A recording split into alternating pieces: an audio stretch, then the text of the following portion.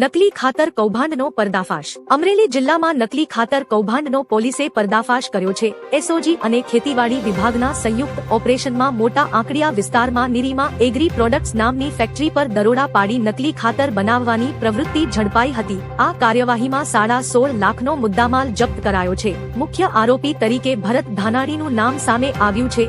આરોપીઓને ઝડપી લેવા પોલીસે તપાસ તેજ કરી છે। અંબાજીના ચરણોમાં સોનાનો હાર। શક્તિપીઠ અંબાજીમાં ભક્તોની અતૂટ આસ્થા ફરી પ્રગટ થઈ છે।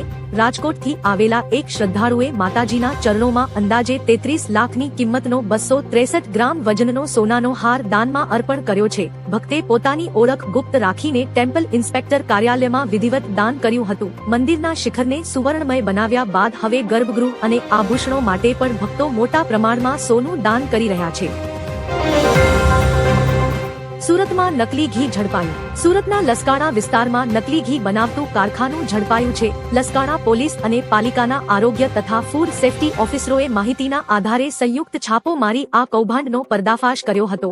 સોયાબીન અને વેજીટેબલ ઓઇલમાં ઘીનું એસેન્સ ભેળવી નકલી ઘી તૈયાર કરવામાં આવતું હતું। પોલીસે 319 કિલો ભેળસેળયુક્ત નકલી ઘી તથા 856 કિલો ઓઇલનો જથ્થો જપ્ત કર્યો છે। કારખાનું ચલાવતા અલ્પેશ સાંઠલિયાની ધરપકડ કરી તપાસ હાથ ધરી છે।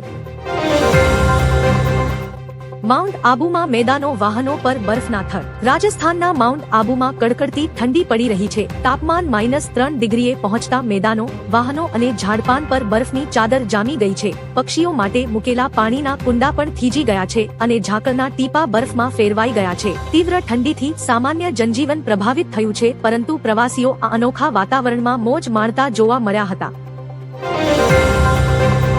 બગદાણા ધામ વિવાદમાં સરકારની મોટી કાર્યવાહી। 29 ડિસેમ્બરે 8 શખ્સો દ્વારા નવનીત બાલધિયા પર થયેલા હુમલાને લઈને રાજ્ય સરકારે એસઆઈટીની રચના કરવા આદેશ આપ્યો છે। હુમલામાં લોકકલાકાર માયાભાઈ આહિરના પુત્ર જયરાજ પર ગંભીર આક્ષેપો થયા છે।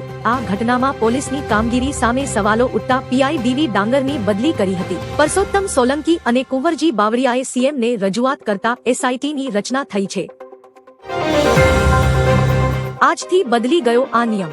રેલવે દ્વારા ટિકિટ બુકિંગમાં આજથી નવા નિયમો અમલી બનાવાયા છે। જે યુઝર્સનું આઈઆરસીટીસી એકાઉન્ટ આધાર સાથે લિંક નથી તેઓ સવારે 8 થી સાંજે 4 વાગ્યા સુધી એડવાન્સ રિઝર્વેશન કરાવી શકશે નહીં। આ નિયમ 60 દિવસ અગાઉ ખુલતા બુકિંગના પ્રથમ દિવસે લાગુ પડશે। 1-2 જાન્યુઆરીથી આ પ્રતિબંધ વધુ કડક બનશે અને સવારે 8 થી રાત્રે 12 વાગ્યા સુધી માત્ર આધાર વેરીફાઈડ યુઝર્સ જ ટિકિટ બુક કરી શકશે।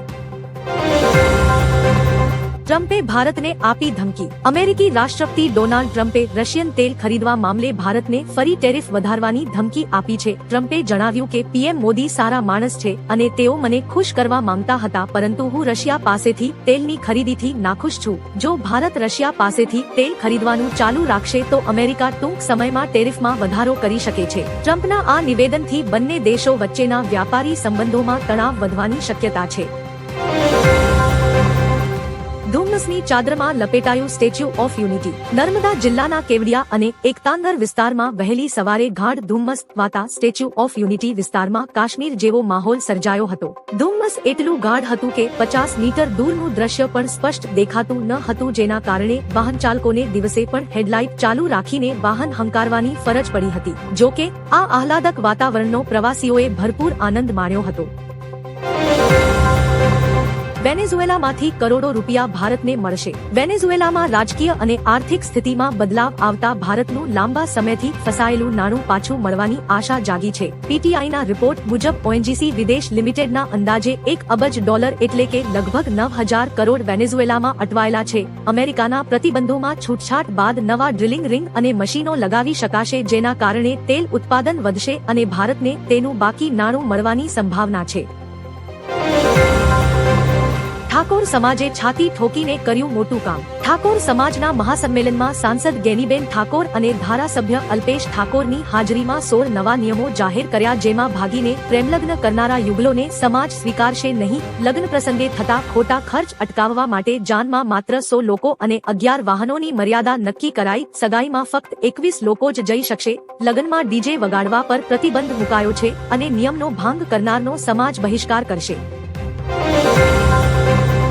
હવે મેડિકલ સ્ટોર પર નહીં મળે આ દવા. કેન્દ્ર સરકારે દર્દીઓના સ્વાસ્થ્યને ધ્યાનમાં રાખીને મહત્વનો નિર્ણય લીધો છે. હવેથી 100 mg થી વધુ ડોઝ ધરાવતી નિમેસુલાઇડ દવાના ઉત્પાદન અને વેચાણ પર ડ્રગ્સ એન્ડ કોસ્મેટિક્સ એક્ટ 1940 હેઠળ પ્રતિબંધ મૂકવામાં આવ્યો છે. સરકારના જણાવ્યા મુજબ આ દવાનો વધારે ડોઝ લીવર અને માનવ શરીર માટે જોખમી સાબિત થઈ શકે છે. અગાઉ 2011માં સરકારે 12 વર્ષથી નાના બાળકો માટે પણ આ દવા પર રોક લગાવી હતી. ચોખાના ઉત્પાદનમાં ભારત વિશ્વમાં મોખરે.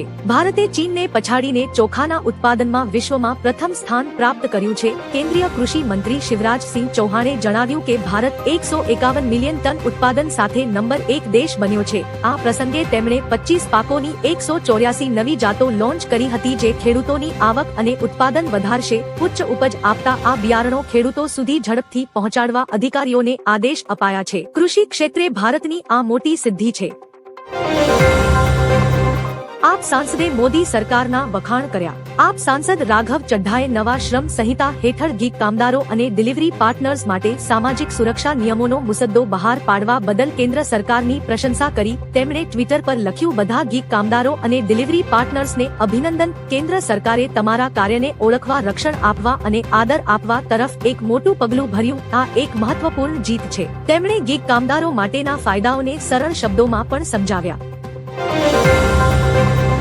બગદાણા ધામ વિવાદ. હીરા સોલંકીએ સીએમને કરી રજૂઆત. બગદાણા ધામમાં સર્જાયેલા વિવાદને લઈને હીરા સોલંકી અને કોળી સમાજના આગેવાનોએ ગાંધીનગર ખાતે મુખ્યમંત્રી સાથે મુલાકાત કરી હતી. મુખ્યમંત્રીના નિવાસસ્થાને યોજાયેલી આ બેઠકમાં ઘટનાની તટસ્થ તપાસ અને ન્યાયની માંગણી કરવામાં આવી છે. હીરા સોલંકીએ સ્પષ્ટતા કરી હતી કે આ કોઈ રાજકીય મુદ્દો નથી. તેમણે જવાબદાર અસામાજિક તત્વો સામે કડક કાયદાકીય કાર્યવાહી કરવાની રજૂઆત કરી છે. ભ્રષ્ટાચારની ફરિયાદ કરનાર ખેડૂતને જીવતો સળગાવ્યો. આણંદના અંબાવ ગામના ખેડૂત ભરત પઢિયારે સરપંચ વિરુદ્ધ સીએમને ભ્રષ્ટાચારની ફરિયાદ કરતા તેમના પર જીવલેણ હુમલો થયો છે. મહિલા સરપંચ અને તેમના પરિવારે ખેડૂત પર પેટ્રોલ છાંટી જાહેરમાં આગ ચાંપી દીધી હતી. ગંભીર રીતે દાઝેલા ખેડૂત હાલ વડોદરાની હોસ્પિટલમાં જીવન મરણ વચ્ચે ઝોલા ખાઈ રહ્યા છે. પોલીસે સરપંચ સહિત 5 લોકો સામે હત્યાના પ્રયાસનો ગુનો નોંધી તપાસ શરૂ કરી છે. ઉમર ખાલિદ અને શરજીલ ઇમામની જામીન અરજી ફગાવી. દિલ્હી રમખાણોના કેસમાં સુપ્રીમ કોર્ટે શરજીલ ઇમામ અને ઉમર ખાલિદની જામીન અરજી ફગાવી દીધી છે. કોર્ટે જણાવ્યું કે આ મામલો દેશની સુરક્ષા સાથે જોડાયેલો છે અને તેમના પર ગંભીર આરોપો છે. લાંબો સમય જેલમાં રહેવું એ જામીનનો આધાર હોઈ શકે નહીં. જોકે અન્ય 5 આરોપીઓને જામીન મળ્યા છે. કોર્ટે ઉમર અને શરજીલ પર 1 વર્ષ સુધી અપીલ કરવા પર પ્રતિબંધ પણ મૂક્યો છે. અમેરિકાના ઉપરાષ્ટ્રપતિના ઘર પર ગોળીબાર. અમેરિકાના ઉપરાષ્ટ્રપતિ જેડી વાન્સના ઘર પર હુમલો થયો છે. એક અજાણ્યા હુમલાખોરે તેમના ઘર પર ગોળીબાર કર્યો હતો. અહેવાલો દર્શાવે છે કે વાન્સના ઘરની બારીઓ તૂટી ગઈ હતી. હુમલાખોરની તાત્કાલિક ધરપકડ કરવામાં આવી હતી. તપાસ એજન્સીઓ હુમલા પાછળનો હેતુ શોધવાનો પ્રયાસ કરી રહી છે.